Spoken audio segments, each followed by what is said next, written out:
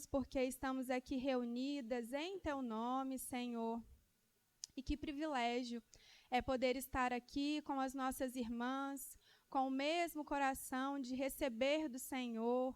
E nós declaramos, Senhor, nós queremos ouvir a Sua voz, nós queremos, Senhor, ser tocadas pelo Teu Espírito Santo. E nessa hora nós declaramos, Senhor, a Juliana livre para repartir da Sua palavra, aquilo que o Senhor tem colocado no coração dela, aquilo que o Senhor foi testificando ao longo dos dias, Senhor. Que a Juliana seja Sua boca para nós aqui nessa tarde. Aquece os nossos corações. Nos dá, Senhor, uma mente pronta para receber a Sua palavra. Esse coração quebrantado como uma terra fértil, Senhor, pronta para receber, Senhor. Nós declaramos, Pai, que nós não queremos sair daqui sem receber o que o Senhor tem para cada uma de nós. Queremos dizer mais uma vez, estamos prontas, Senhor, para receber da Sua palavra nessa tarde. Usa esse tempo, em nome de Jesus. Amém.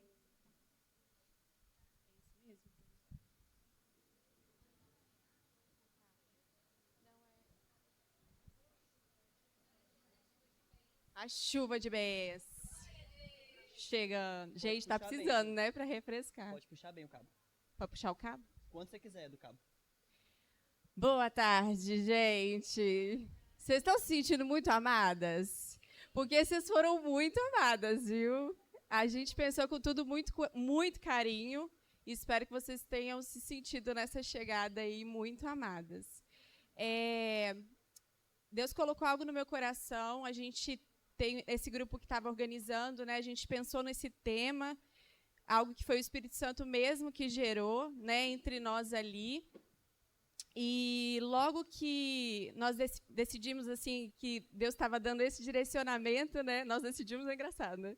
O Senhor decidiu ali, né? Isso latejou assim no meu coração de uma forma muito diferente, que acho que talvez nunca eu tenha tido uma experiência assim.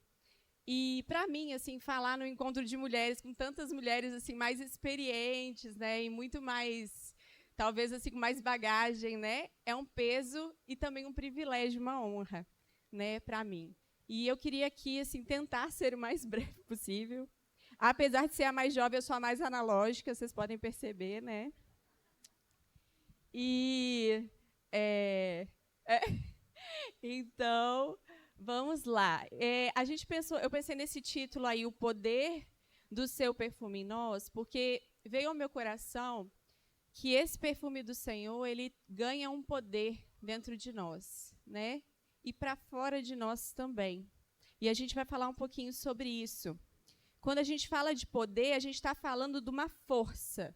Quando a gente fala de perfume mesmo, a gente está falando da fixação desse perfume. Então, quando você tem um perfume que é mais caro, né, ele tem uma fixação maior. Né? Quando você tem um perfume mais baratinho, assim, né, a fixação dele é menor. Então, quando a gente pensar em poder, a gente está falando dessa fixação aí. Vou passar aqui, né, que eu estou com um negocinho para passar. Acho que está funcionando não, Elise. É atrás? Espera aí, foi. Aí. Então, a palavra do retiro que a gente, né, colocou lá, né, no tema, eu vou ler aqui com vocês, brevemente.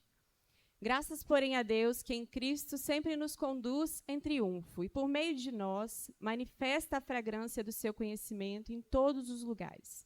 Porque nós somos para com Deus o bom perfume de Cristo, tanto entre os que estão sendo salvos, como entre os que estão se perdendo.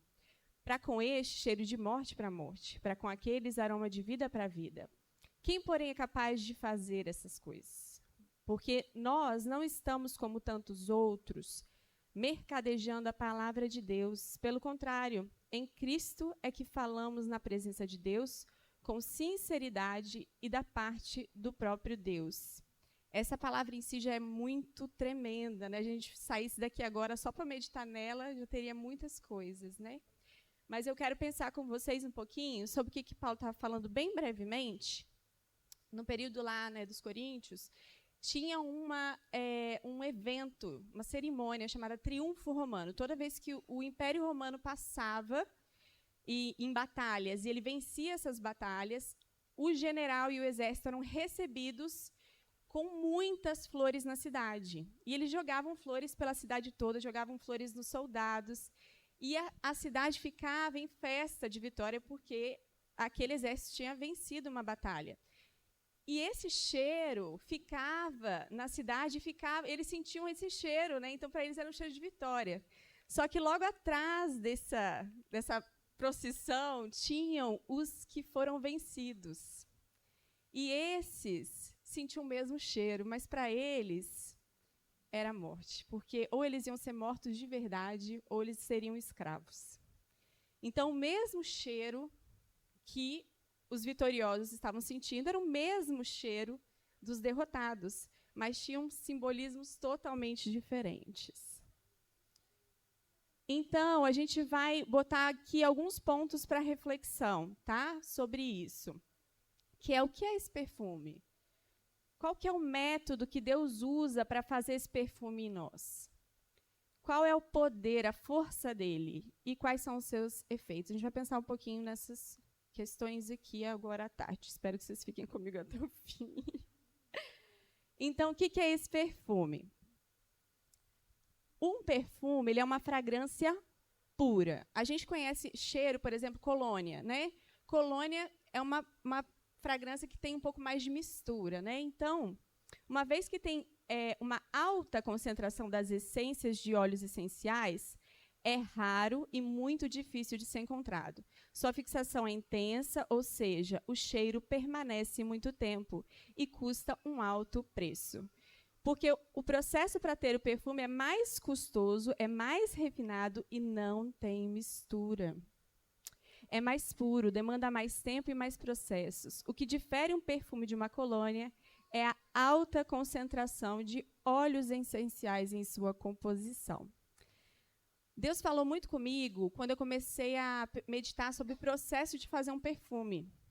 E ele é muito didático. E a gente vai falar um pouquinho sobre esse processo. A gente vai sair daqui mais inteligente sobre como que faz um perfume, mas também entendendo que, provavelmente, Paulo, divinamente inspirado pelo Senhor, ele teve ali algo muito além do que a mente dele podia imaginar.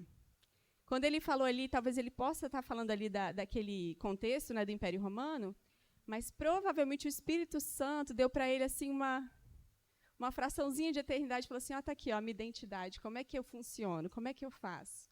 E aí, quando ele falou do perfume, talvez ele não tenha nem noção da profundidade, ou talvez tenha, né? Não teve tanto tempo para escrever.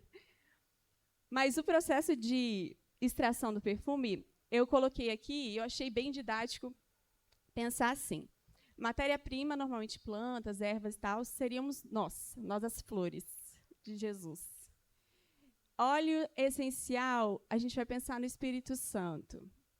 O líquido volátil é esse mundo. Os métodos que Deus pode usar ali, né? Aquecimento, prensagem e armazenamento. Então, o método de aquecimento, a gente vai estar falando da santificação, de prensagem, a gente vai falar ali das tribulações e armazenamento da perseverança. Então, qual o método que Deus usa para fazer esse perfume em nós? A gente vai falar desse primeiro processo, que é a santificação.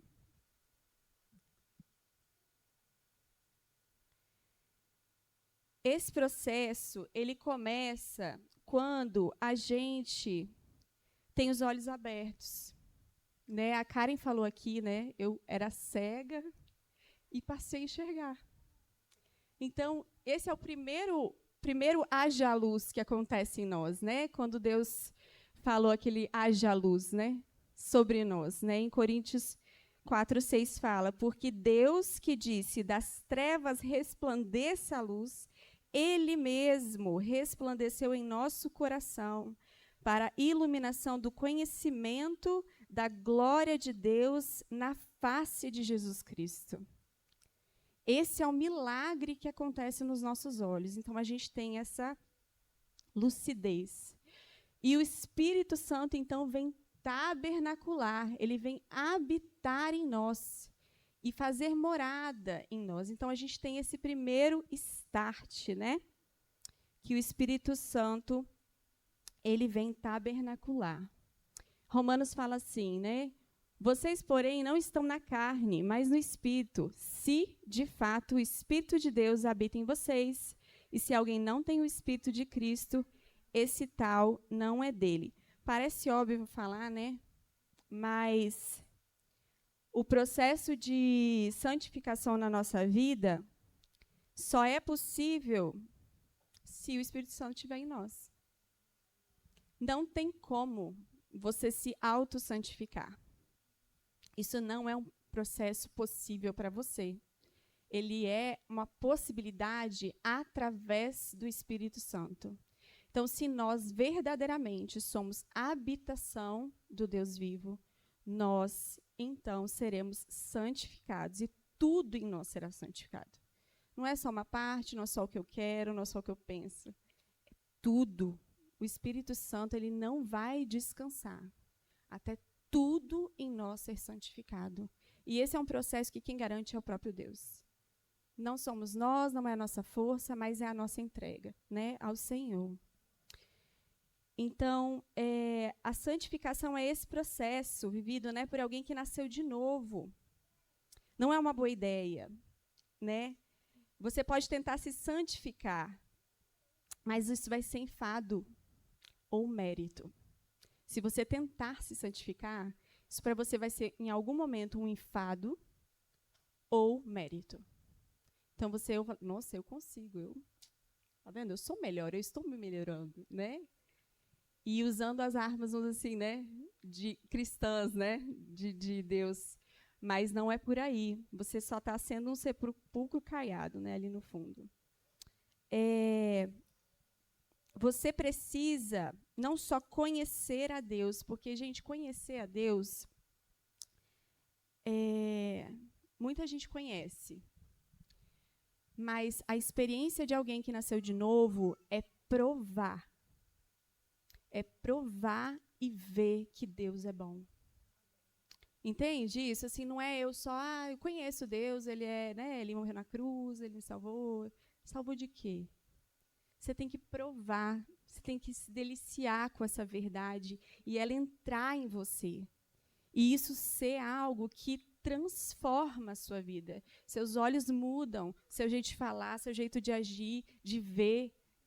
Isso é nascer de novo, né? Nós precisamos disso, provar e conhecer o Senhor.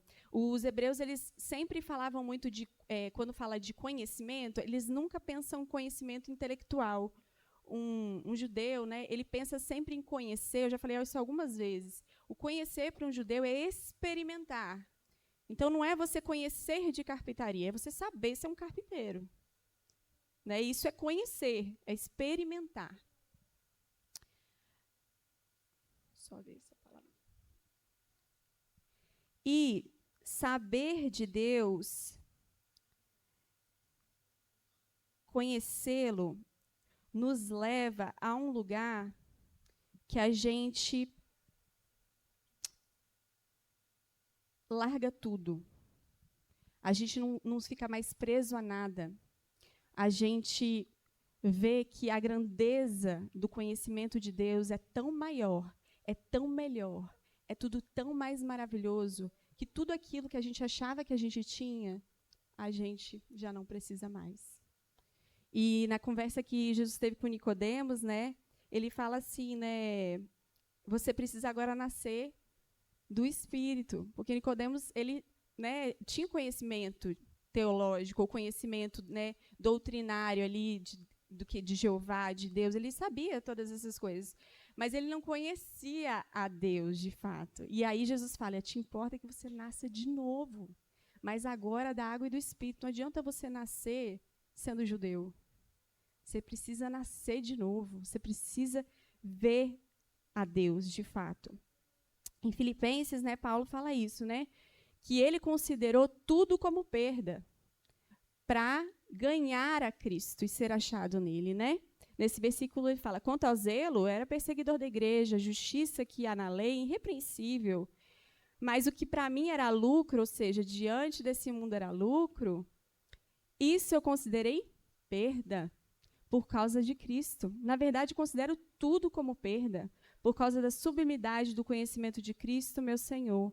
Por causa dele perdi todas as coisas e as considero como lixo, para ganhar a Cristo e ser achado nele, não tendo justiça própria que procede de lei, mas aquela que é mediante a fé em Cristo, a justiça que procede de Deus baseada na fé. O que eu quero é conhecer Cristo e o poder da sua ressurreição, e tomar parte nos seus sofrimentos, e me tornar como ele na sua morte, para que de algum modo alcançar a ressurreição dentre os mortos. Então, Paulo viu qual era a recompensa. Ele teve a real noção do que ele estava abrindo mão. Não era nada, era lixo, perto do que ele podia no Senhor, né? E se a gente não tem isso, a gente não nasceu de novo, a gente não viu. Então, a santificação é um processo possível pelo Espírito Santo. E é Deus quem faz todas as coisas pelo seu Espírito em nós. Então, não devemos fazer nada? Já que é só o Senhor que faz, então não vou fazer nada? Vou esperar aqui, ver se baixa, né? E vamos ver se alguma coisa muda no meu cérebro e aí eu vou ser outra pessoa. Não é assim. Não é assim. Tem duas realidades que trabalham juntas ao longo da palavra, que é a soberania de Deus e a responsabilidade humana. Esse primeiro versículo, que é de 1 Coríntios 15, 10, 11, ele é um versículo bem característico que fala da gente ter uma reação positiva à graça de Deus. Não adianta a gente ouvir de Deus e crer em Deus, mas não ter uma reação positiva a essa graça, a esse presente que nos foi dado. Não adianta alguém estar na sua frente com um presente e você não abrir os braços e receber. Certo? Você pode ter um presente lindo. Ai, que bonito. Nossa, é bem bonito. A cor dele é tal. Nananã. Mas você não recebe. Então, a gente precisa ter uma reação positiva, né? A graça de Deus. Não impedir a ação do Espírito Santo também é uma ação que é uma responsabilidade nossa. Não desistir do arrependimento é outra. E é um processo que vai levar toda a nossa vida.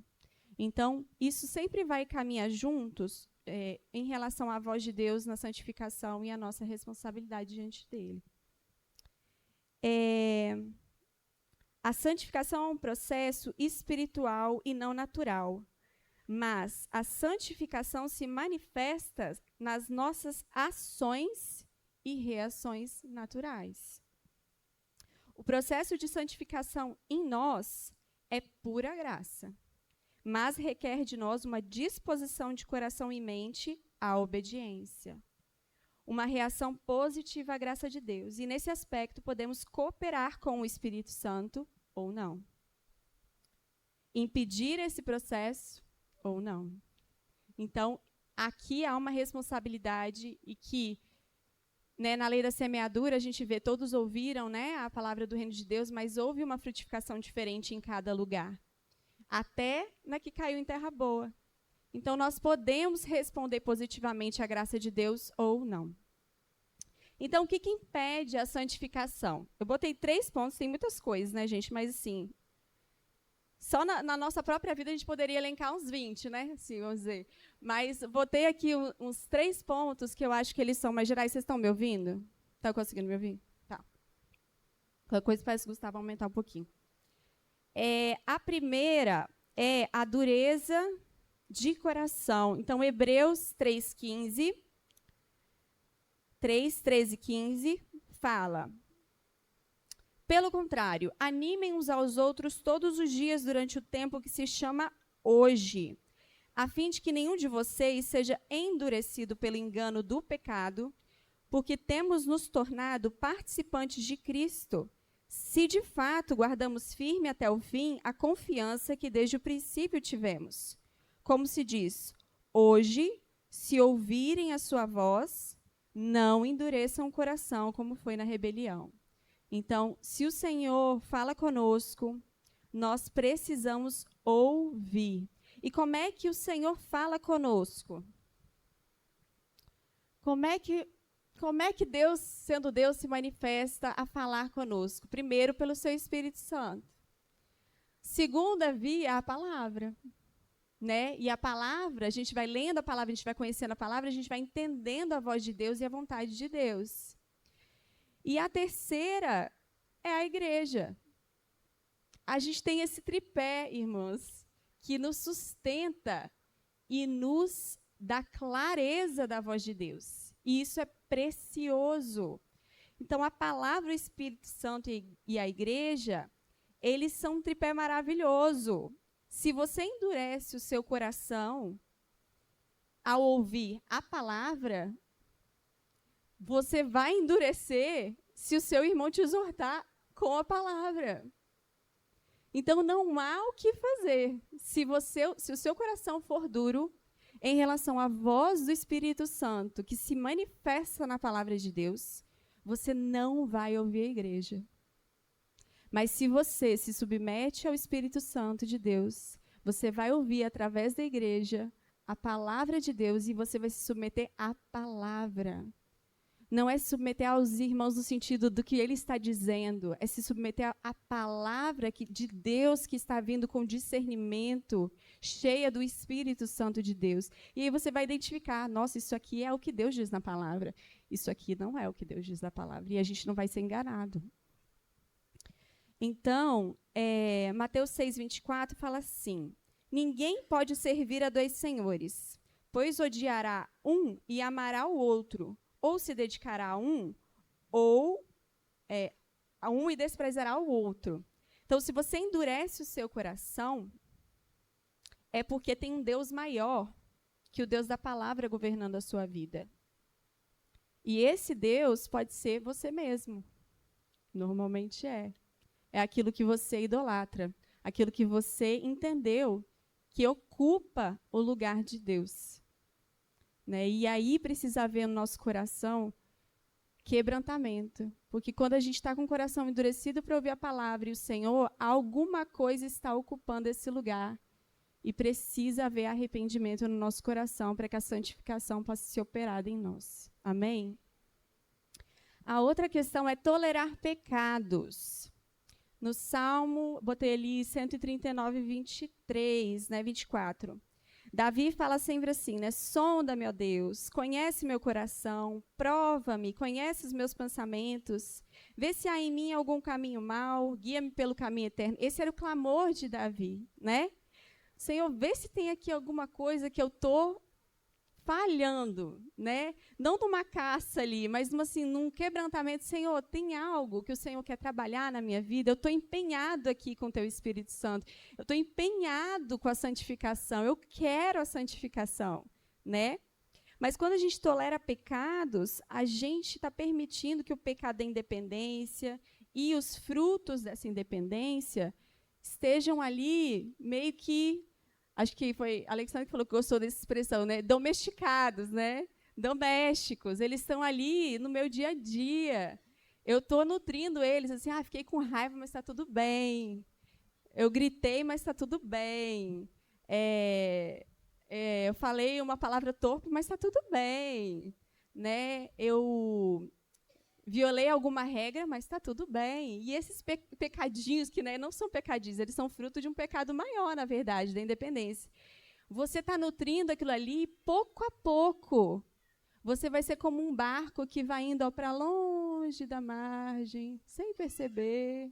Daqui a pouco, você nem vê mais a margem.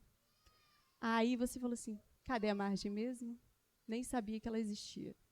Né? Então, a gente precisa ter esse temor no nosso coração, de que dia a dia o Espírito Santo quer santificar o nosso coração nas mínimas coisas. Então, eu não desisti de me arrepender, né? Em situações que eu sei que eu sou falha, né? Eu tenho uma situação muito com ira, eu me iro muito fácil, me indigno muito fácil, principalmente com injustiças ou com coisas que me desagradam. Então, eu me iro muito fácil. É a primeira reação minha é a ira.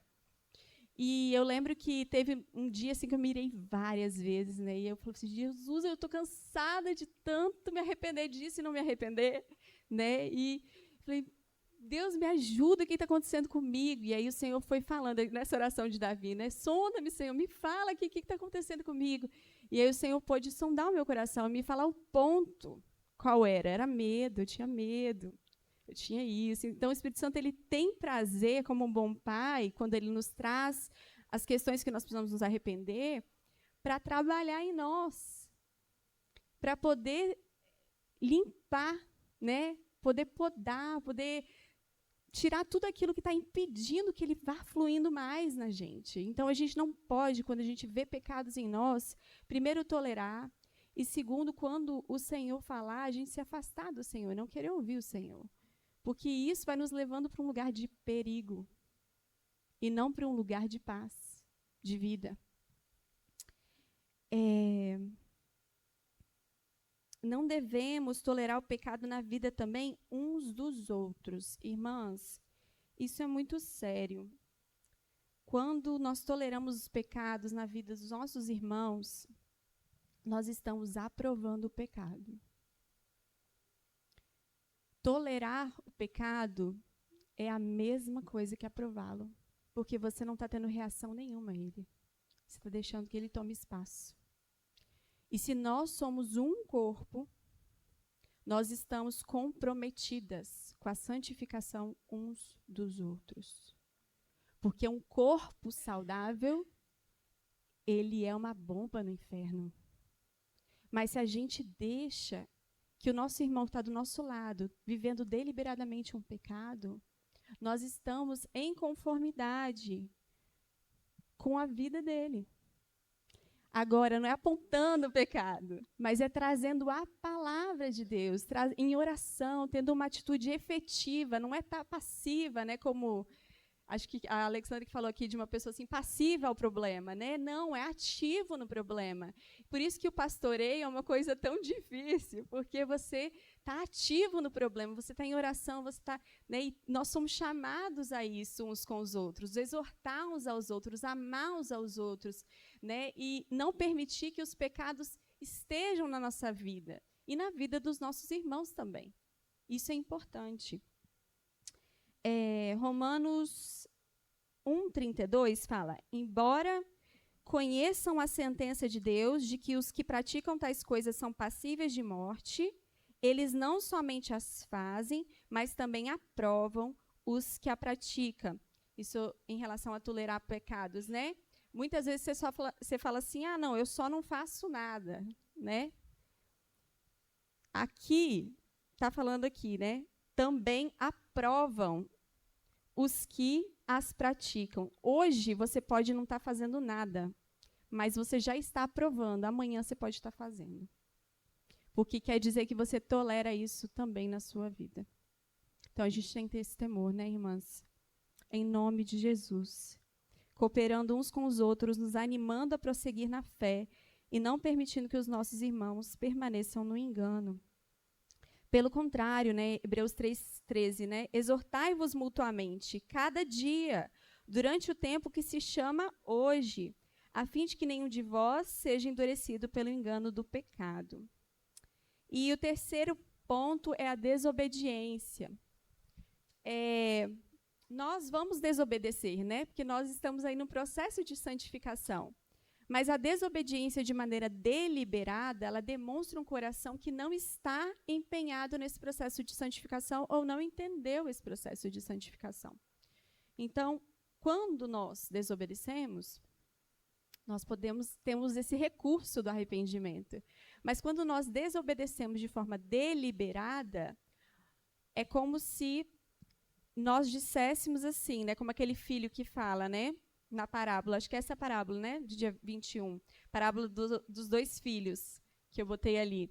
Um fala assim, eu vou, mas não vai. Aí o outro fala assim, não, eu não vou. Aí ele pensa bem, fala, não, eu vou. E aí ele vai. Aí fala assim, qual dos dois obedeceu à vontade do pai, né? Aquele que disse ou aquele que fez? Então, ouvir o Senhor e obedecer, ter uma atitude ativa de obediência à voz do Senhor é o que nos faz estar prontos para o processo de santificação. A gente tem essa disposição no nosso coração. Amém? Então, para que a santificação aconteça na nossa vida, precisamos responder com atitude de obediência. ao que nos é exortado pelo Espírito Santo, através da sua palavra, através do Espírito Santo, né, dentro de nós, lá nos... igual a Karen falou assim, ficava todo dia não me deixava em paz, responder esse chamado do Senhor e a sua igreja. Deus nos vê. Irmãs, isso precisa entrar no nosso coração. Deus te vê, não importa quem esteja ao seu lado. Deus te vê. Deus te vê. Ele tem olhos que Ele te vê. Ele sabe onde você está, o que você está fazendo. Esse tem que ser o nosso temor. O Senhor me vê onde eu estou. Aqui agora. Os homens podem não ver o que fazemos em secreto, mas Deus nos vê. Então, essa primeira etapa, ela precisa ter clareza, né? Se fomos totalmente conquistados pelo Espírito Santo e se estamos verdadeiramente livres para o seu trabalho em nós, livres do poder do pecado. E é para isso que Jesus nos libertou, do poder do pecado. Nós éramos cativos desse domínio que o pecado fazia na nossa mente, no nosso coração. Mas à medida que o Senhor veio, trouxe luz, haja luz sobre nós, Ele tomou o nosso coração, Ele nos libertou, foi desse poder do pecado. Então, eu já não quero mais pecar. Não é porque eu não tenho tentações, não é isso. Eu não quero isso, eu quero o Senhor. Eu amo o Senhor, eu quero estar com o Senhor. Quando eu me converti verdadeiramente, eu estava com uns 21 anos, eu lembro que eu tinha muito problema em relação a meninos, rapazes, e eu falava assim, não tem problema não, dar uns beijinhos, tá tudo certo, não tem problema não. E aí, eu lembro, Nayara pegou essa fase aí da minha transição. E aí, eu lembro que eu estava envolvida com um rapaz espírita na época e tal, super escondido. E aí, o Senhor fez o haja luz dentro de mim, assim, vum!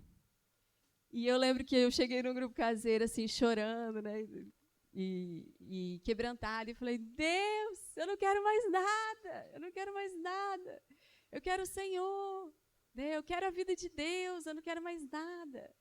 E eu senti como o Senhor me lavando mesmo, como se fosse me lavando, e tudo aquilo que eu tinha alguma expectativa, realmente não tinha mais nada, não tinha domínio sobre mim, eu já não tinha mais nenhuma expectativa em homens, eu queria o Senhor, e tudo que me afastava do Senhor, para mim era lixo, eu queria o Senhor, e isso precisa acontecer dentro de nós, né? Amém? Vocês estão comigo? Tá, eu sei que o almoço dá uma leseira depois, né? Ai. Então, ali, ouvir e obedecer, praticar a palavra, não desistir de se arrepender. Essa palavra de João, Elise, não dá para abrir não, né? Dá? Porque eu acho que eu não botei slide. Deixa eu ver. Não, peraí. Pode abrir aí, gente, vamos usar a Bíblia, né? João 8, 31, 37.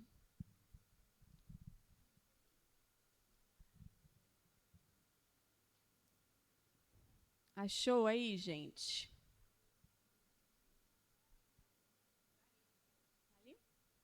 Então, disse Jesus aos judeus que haviam crido nele, se vocês permanecerem na minha palavra, são verdadeiramente meus discípulos. Conhecerão a verdade e a verdade os libertará. Eles responderam, somos descendentes de Abraão e jamais fomos escravos de ninguém. Como você pode dizer que seremos livres? E Jesus respondeu. E aí, toda vez, gente, que tem na Bíblia assim, em verdade, se atenta. Porque Deus está querendo dizer algo mais profundo. E aí ele falou no início assim, em verdade, que se a palavra não libertar vocês, né? Não, se a palavra libertar vocês, vocês serão livres. Se a verdade libertar vocês. Mas agora Jesus vai falar uma verdade mais profunda. Em verdade, lhe digo que todo que comete pecado é escravo do pecado. O escravo não fica sempre na casa, o filho sim fica para sempre. Se, pois, o filho os libertar, vocês serão verdadeiramente livres. Então, Jesus estava falando ali para um povo que ainda não tinha visto o Pentecostes, né? Estava na presença do Messias. Então, ele falou assim, vocês têm a lei, a verdade vai libertar vocês se vocês conhecerem, provarem a verdade. Ela vai libertar. Mas tem uma coisa que vai libertar mais. O filho. Ele vai morrer. E ele vai libertar vocês. Verdadeiramente. E aí, o que é essa libertação, irmãs? É o Espírito Santo em nós. É o Espírito Santo em nós nos libertando do poder do pecado. Esse é o poder do Espírito Santo dentro de nós. Nos libertar do pecado, o pecado não ter domínio mais sobre a nossa vida. A gente não é mais uma mulher iracunda, a gente não é mais uma mulher murmurenta. Nós não temos mais essa identidade, isso morreu. Está na cruz. Se eu era uma mulher mentirosa, eu agora sou uma mulher que fala a verdade. Se eu era uma mulher murmurenta, agora sou uma mulher que louva, que agradece. Se eu era uma mulher que não era gentil, agora sou uma mulher gentil, amável. Porque é esse o poder que o Senhor faz em nós. Ele nos transforma completamente. Completamente. Então, quanto mais nos rendemos ao Espírito Santo em obediência à voz, mais Ele vai nos lavando e purificando e ganhando espaço dentro de nós. Ou seja, maior a concentração de óleo essencial. Né? Mais perfume tem ali dentro de nós. Esse processo é a santificação.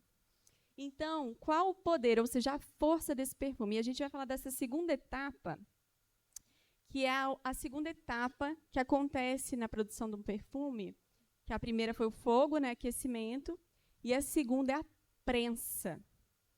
Né? É uma prensa que vem e ela esmaga toda a planta até não restar nada, só fica realmente assim o óleo ali, né, daquela planta, e ela depois é jogada fora. Então, o método de prensagem, o Cauado estava falando na última reunião, assim, foi muito legal que assim Deus falou coisas ali com o Cauado e que me trouxeram para algumas coisas aqui na palavra hoje. E uma das coisas que ele falou foi isso, que tribulação, e eu fui pesquisar isso mesmo, né? Que a gente tem que ser de Bereia, irmãos. Ó, falou aqui, vai pesquisar, tá? Aí, origem etimológica da palavra tribulação é tribulare, que tem a ver com debulhar o trigo. E ali significa comprimir, apertar, prensa. Então, essa palavra tem muito a ver com a questão do método de prensagem. Né? O Senhor, quando ele, depois desse processo de santificação que houve haja luz dentro de nós, o Senhor começa esse trabalho para que a santificação ela ganhe outras nuances, outros perfumes, coisas mais profundas. Não dá para a gente ficar só ali no primeiro processo, a gente precisa prosseguir na salvação. Né? E isso também requer de nós uma reação positiva. As ervas de uma essência precisam ser comprimidas numa espécie de prensa, para que depois disso só reste a essência daquela erva ou folha. Então, a primeira prensa que eu queria colocar aqui é os relacionamentos. Começa ali, né? Tudo é relacionamento no final das contas, mas tem coisa que é relacionamento mesmo, né? E esse perfume ele vai ganhando força quando a gente está submetido a situações que vão desafiar a nossa paciência, o nosso longo ânimo. Então, a gente vai ser desafiado nos relacionamentos a viver o reino de Deus. Por isso que não dá para viver o reino de Deus sozinho. Não dá para você viver o reino de Deus na sua casa, assistindo YouTube com as palavras maravilhosas. Você precisa da comunhão. Você precisa da igreja. É uma necessidade. Se você vive e está comprometido com o reino de Deus, na sua vida e na vida da igreja, você vai viver em comunhão. E não é porque é confortável, maravilhoso. E muitas vezes porque aqui a gente está num deleite, né? Mas é porque isso faz com que o poder de Deus se aperfeiçoe em nós. E é aí que Deus trabalha em nós. Neles, nos relacionamentos, a gente vai ser desafiado, a gente vai ser confrontado. A forma como a gente lidar, quando a gente for lidar, né, nos relacionamentos, que vai demonstrar o quanto a gente tem sido fortalecido, ou na carne para a morte, ou no espírito para a vida. quanto mais, tem um versículo em Efésios 5 que fala assim, né, Efésios 5:10, né? Quanto ao mais, sejam fortalecidos no Senhor e na força do seu poder. O que nos fortalece e nos faz caminhar juntos é a força do poder do Espírito Santo em nós. Se nós nos relacionarmos na carne, na nossa alma, nas nossas afeições, nós vamos nos frustrar em algum momento. E a gente vai quebrar o vínculo. Mas se o que nos unir for o Espírito Santo de Deus, isso só cresce e aprofunda, cria mais raízes. Amém? O solitário, então, como eu falei, né, procura os seus próprios interesses. Né? Tem uma palavra em Salmos que fala sobre isso, ou Provérbios, eu acho que é Provérbios 16, né? Que fala, o solitário procura os seus interesses, mas aquele que se expõe, né, isso é minha frase, mas aquele que se expõe à comunhão, ali ele é trabalhado. E há a possibilidade desse perfume ser feito em você e em nós. Porque não é um processo só para você, é para mim também. Não é só para você ser aperfeiçoado e você ser muito cheiroso de Jesus. Não, eu preciso de você, para eu também ser cheirosa de Jesus. Eu preciso da sua vida. Porque, como a palavra fala do amigo, né, que se afia, é assim. Então, esse processo não é só para o seu crescimento espiritual, não, é para o nosso crescimento espiritual, para que nós, como um corpo, possamos crescer juntas e unidas em Cristo. Amém? E Deus também usa as circunstâncias. Né? Tem circunstâncias que têm a ver com relacionamentos, mas tem circunstâncias que elas são específicas de circunstâncias, doenças, né? São situações assim que a gente passa, que são prensas na nossa vida, né? Giana passou por uma aí de 40 dias, né, Giana? Bem prensada. E Deus até te deu uma palavra, né, sobre óleo, né, das azeitonas. E as provações, né, e as situações, elas também provam a nossa fé. E provar a nossa fé, gente, fé, sempre que você lê fé, ou ouvir fé, pensa nessa frase logo depois, união com Deus. Porque fé é você se unir a Deus. Isso é fé. União com Deus, união completa com Deus. Isso é fé. Então, as circunstâncias, elas vão provar se a minha união com Deus ela é superficial ou ela é profunda, ou ela é real. Se ela for circunstancial, se ela for superficial, desculpe, nessa hora, acabou a união com Deus. Não tem união com Deus que segure. Você vai ir para um lugar que você se sinta mais confortável, né? Mas se a sua união com Deus, nas circunstâncias difíceis, ela aumentar, você vai provar de um relacionamento diferente. De uma coisa mais profunda, mais real. E talvez de um relacionamento que você nunca tenha provado antes. E aquilo vai formar e forjar a sua vida. Lucas, acho que tem em outros evangelhos também, mas Lucas 6, 46, 49, fala dos dois fundamentos. Né? A gente conhece muito essa palavra, né? E ali falava assim, Senhor, Senhor, né? Ou seja, eram pessoas que conheciam a Deus, né? Por que vocês me chamam Senhor, Senhor, e não fazem o que eu mando, ou seja, e não me obedecem? Eu vou mostrar a vocês quem é semelhante, né? Que ouve as minhas palavras e as pratica. Ele é semelhante a um homem que, ao construir uma casa, cavou, abriu profunda vala e lançou alicerce sobre a rocha. Quando veio enchente, as águas bateram contra aquela casa e não puderam abalar, por ter sido bem construída. Mas o que ouve e não pratica, né, ou seja, desobedece, é semelhante a um homem que construiu uma casa sobre a terra, sem alicerce. Quando as águas bateram contra ela, logo desabou. Aconteceu que foi grande a ruína daquela casa. Então, isso aqui é um exemplo muito prático para nós, do que acontece quando vem a tempestade, quando vem as circunstâncias. Se os nossos fundamentos lá atrás, né, nessa haja luz, o Espírito Santo falou com a gente se lançou num relacionamento profundo com Deus real, nessa hora só vai ficar melhor. Parece estranho, né, pensar isso, mas só vai ficar melhor. A gente vai experimentar de coisas maravilhosas com o Senhor. E por isso que o reino de Deus é de cabeça para baixo. Porque quando eu sofro, parece que eu sou mais forte. Quando eu estou fraca, é que eu estou forte. É tudo do inverso da sabedoria humana, né? Então, ali eu coloquei sofrimento segundo Deus, porque tem sofrimentos, gente, que são segundo o pecado. Tem sofrimentos que eles são frutos do pecado. E esses sofrimentos não é o que a gente está falando aqui. Porque o pecado traz sofrimento. Inevitavelmente, toda independência traz sofrimento. Mas o sofrimento segundo Deus é um sofrimento que você está avançando. E as lutas vêm, e as provações vêm, mas você está empenhado nesse processo de santificação, você está empenhado no Senhor, você está numa reação positiva a Deus. E aí o Espírito Santo vai formando em nós o caráter aprovado, um caráter de Cristo em nós. Em meio às circunstâncias diárias, a gente vai ser desafiado a dar o quê? Testemunho de uma vida que condiz com a palavra. Amém? Então, a gente tem aqui, vou botar também 3 empecilhos a essa prensa vir sobre nós. Também tem muitos, mas 3 principais, que o primeiro é a murmuração. Então, pode vir em situações difíceis, pessoas, circunstâncias, e a sua primeira reação é a murmuração.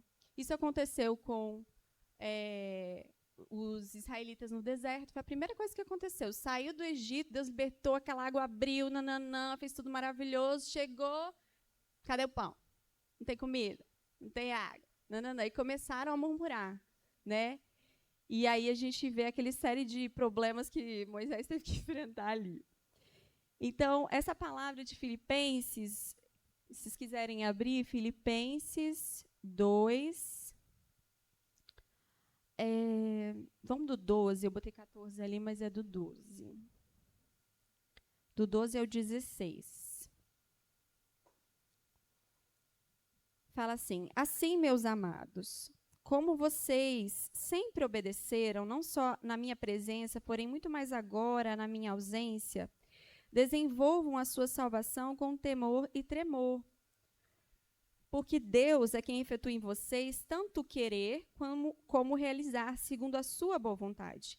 Façam tudo sem murmurações nem discussões, para que sejam irrepreensíveis e puros, filhos de Deus, inculpáveis no meio de uma geração pervertida e corrupta, na qual vocês brilham como luzeiros no mundo, preservando a palavra da vida.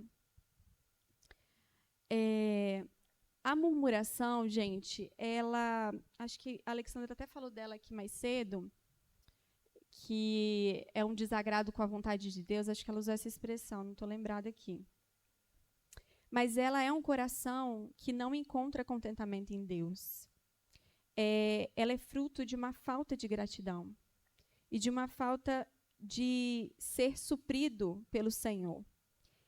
E, além disso, ela é uma indisposição no nosso coração em buscar cooperar com Deus.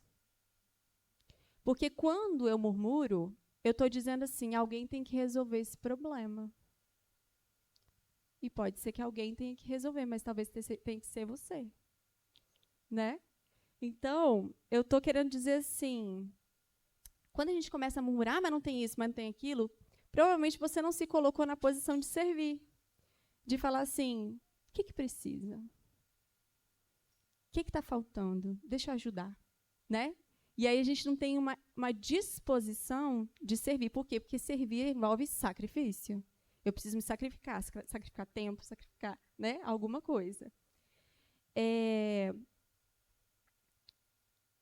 Então, é uma indisposição ao sacrifício e também é uma indisposição a ser desagradado. Porque quem disse na sua vida, quando você nasceu, que você vai viver em flores 24 horas por dia? Né? Só na eternidade. Aqui, querida, regaça a manga e vai. Porque é assim, né? E a gente prossegue. Uma indisposição em ser desagradado. A gente precisa aprender a ser desagradada. Então, vamos para frente. Que eu tenho poucos minutos. A incredulidade. De fato, sem fé é impossível agradar a Deus, porque é necessário que aquele que se aproxima de Deus creia que ele existe e que recompensa os que o buscam. Então, fala nessa parte aqui, fala nessa tentação no deserto, que o povo foi à incredulidade, e aí eles não desfrutaram do descanso do Senhor, né? Isso também é um empecilho, porque nos afasta de desfrutar da plenitude de Deus. Ou seja, desse perfume fixar em nós e poder ser sentido em todo lugar em forma de testemunho. Isso impede.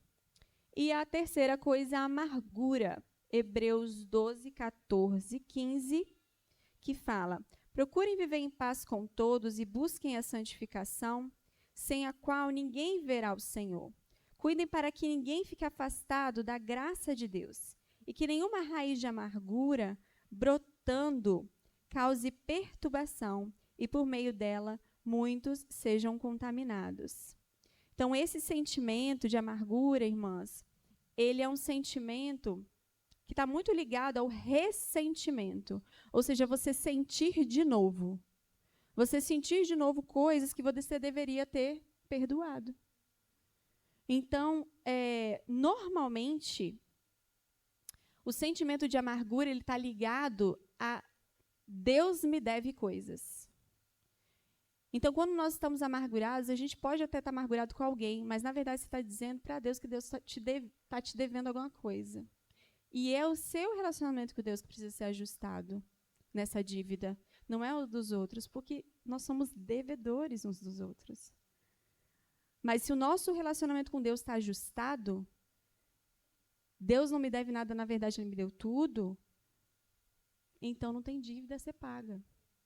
Amém? Se você pensa no seu coração, eu não sou digno do que me fizeram, eu não merecia isso, abre os seus olhos, porque você já está imputando uma dívida a Deus. E isso precisa de arrependimento em nós. Tudo isso, irmãs, acaba culminando num coração tão frio que pode chegar à apostasia, ou seja, abandono da fé por causa da idolatria a si mesmo. E isso é uma realidade. Bom, vou tentar, porque tem mais muita palavra. Resultado, né? Santificação pelas circunstâncias, maturidade. Então, se a gente avança, né, e é sendo trabalhado pelo Senhor em meias circunstâncias, o resultado na nossa vida é maturidade. Nós podemos ser um bom perfume, podemos, nesse processo, ser só uma colônia ou até mau cheiro. Né? Depende de qual vai ser a nossa reação ao processo do Senhor na nossa vida, se é uma entrega total, se é uma resistência ou abandono.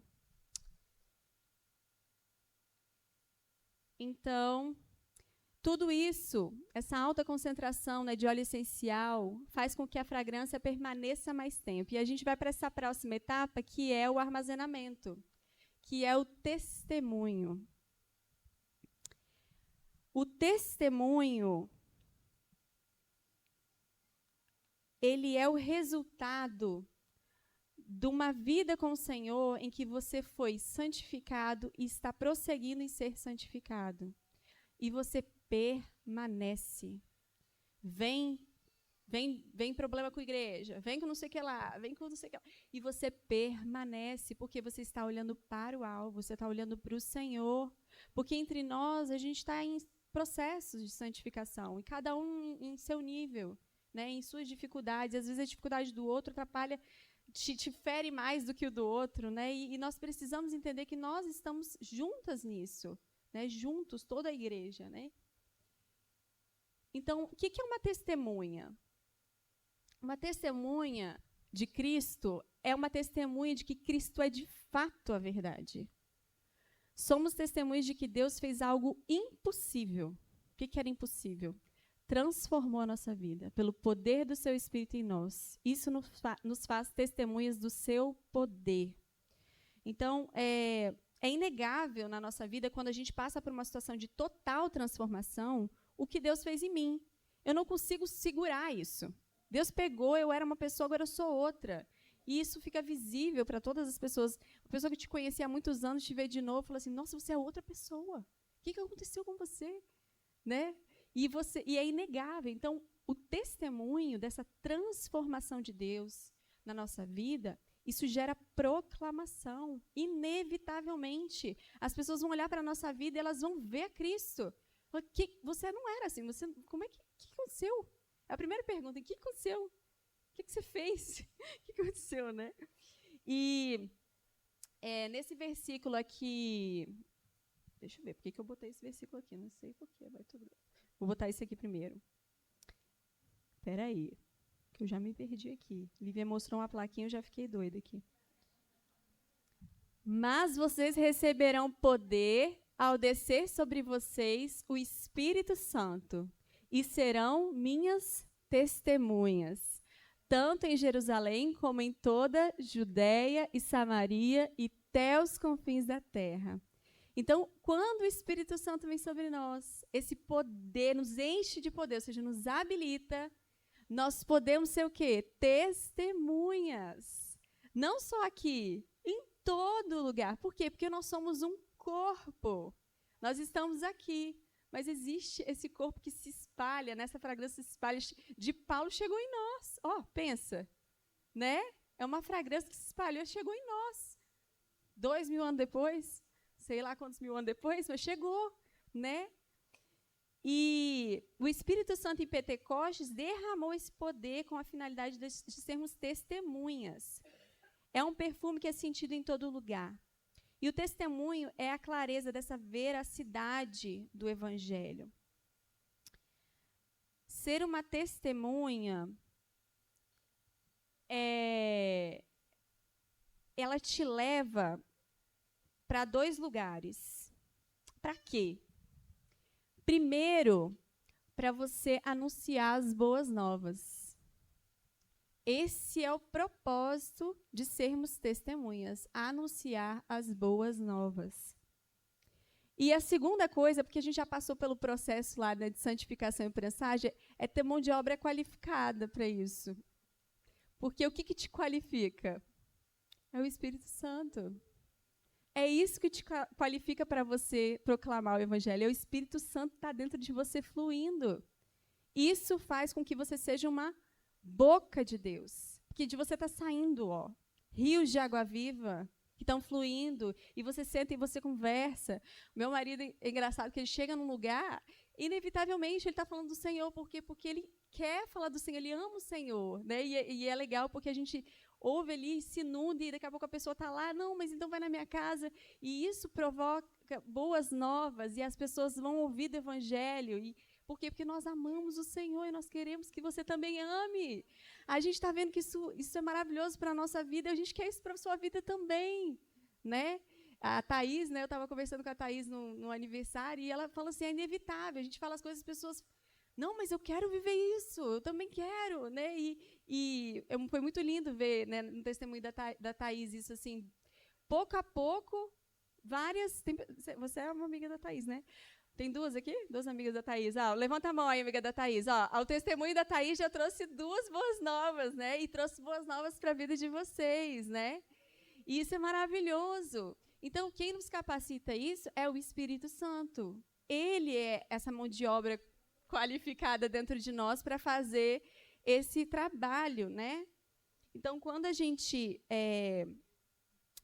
Quando os 12 estavam lá fechadinhos e veio o Espírito Santo, eles foram anunciar, e depois 5.000 já se converteram ali, né? E eles foram no poder do Espírito Santo, falando, é chegado o reino de Deus, arrependam-se, né? Então, o efeito para fora da gente...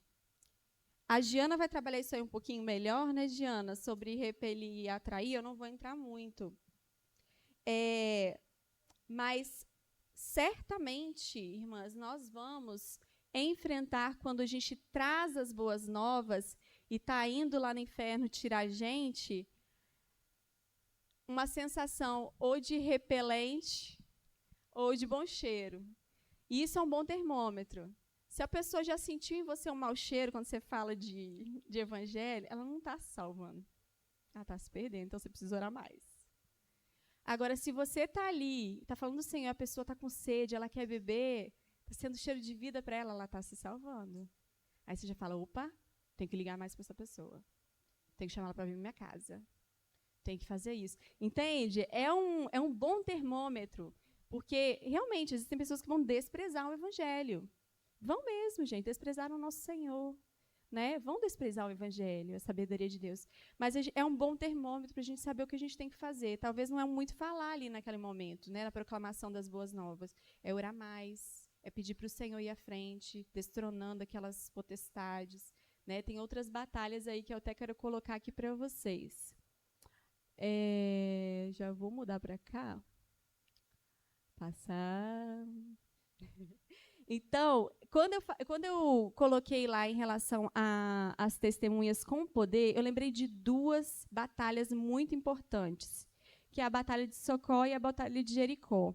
Então, quando a gente está aí destronando as trevas nas boas novas, na anunciação, então a gente vai enfrentar oposição. E eu lembrei logo das muralhas de Jericó e também lembrei de Davi, nessa Batalha de Socó e Davi. E eu pensei assim, o que ganhou essa guerra? Foi uma funda? Foi rodear e gritar? Foi isso que ganhou a batalha? Porque você pode criar método, né? E não é bem isso. É ouvir o Senhor e obedecer. E o que aconteceu em relação a essas duas batalhas é que batalhas espirituais são vencidas com armas espirituais. O Deus da guerra estava dizendo ali o que eles tinham que fazer. O general estava dizendo o que eles tinham que fazer. E aí eles obedeceram. Não foi uma funda que matou um gigante. Não foi rodar uma cidade 7 vezes e gritar que ganhou. Não, foi obedecer à voz do Senhor. E aqui, né, saber que Deus pode tudo usando nada. Deus pode tudo usando nada. O que para nós parece nada, Deus pode fazer tudo com aquilo. Então, é esse o poder que Deus investe em nós, quando Ele vai aperfeiçoando o Espírito Santo em nós. E aí, então, a gente está com ouvidos apurados para ouvir o Senhor. Então, a gente entra nessa batalha com discernimento, com entendimento, né? Então, eu vou pular aqui.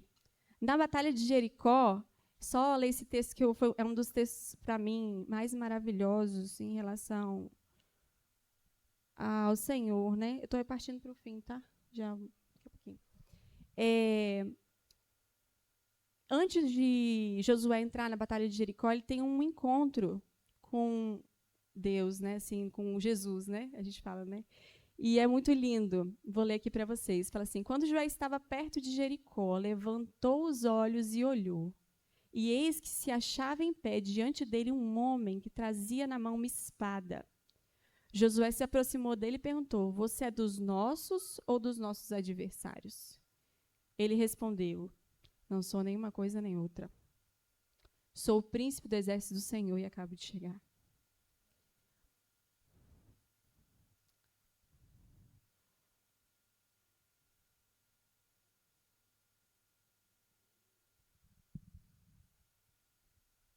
Mas essa palavra me leva muito para o chão.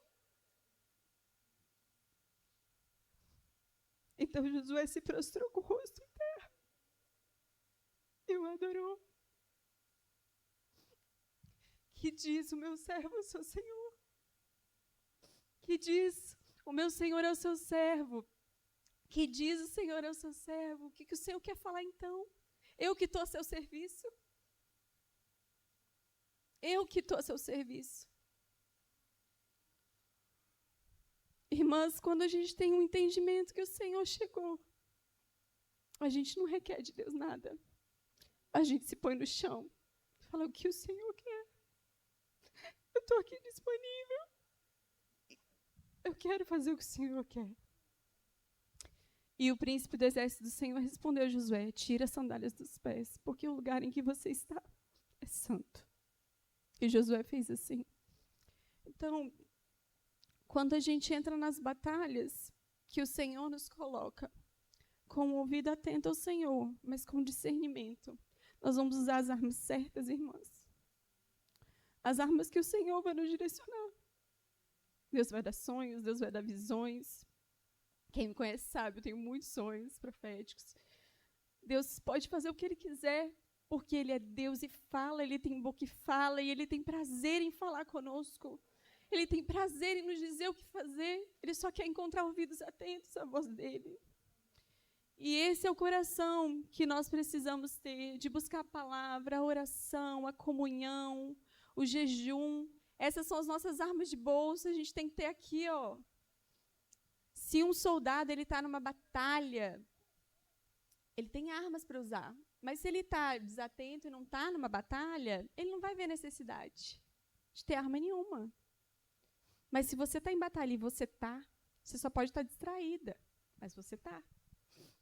Você precisa ter essas armas bem preparadas com você. E deixar Deus te usar. Né? Ali fala em Atos 2,42, falam, perseveraram na doutrina dos apóstolos, na comunhão, no partir do pão e nas orações. Então, nós precisamos estar atentas, né, ao que o Senhor quer falar conosco. Ele é o nosso general.